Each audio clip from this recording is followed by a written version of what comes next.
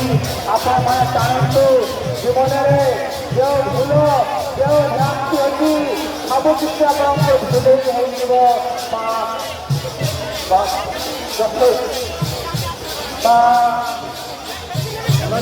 ଦେବଦଳନ ରଥରେ ବସିକି ଯେଉଁ ଯାଇ সেই ଆପଣଙ୍କର ବନ୍ଧ ଯେଉଁ ମନସ୍କାମନା ଅଛି ସବୁ କିଛି ପୂରଣ କରିଦେବେ।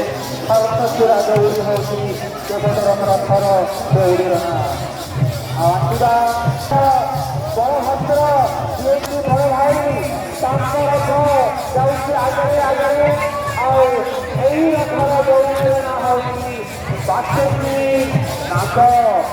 ବାସନ୍ତୀ ନାଗ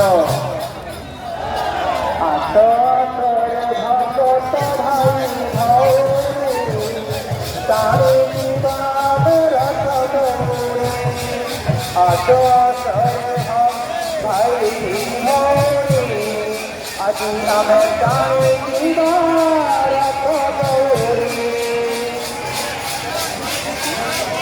ଭଗତେ ଓ ଭଗତେ ଆସରେ ଆସ ଆସ ଯାଉଛି ନିଜ ଘର ଏଇ ରଥ ଜାଣିବାକୁ ଭଗତ ହେଇଛି ହର ଘର।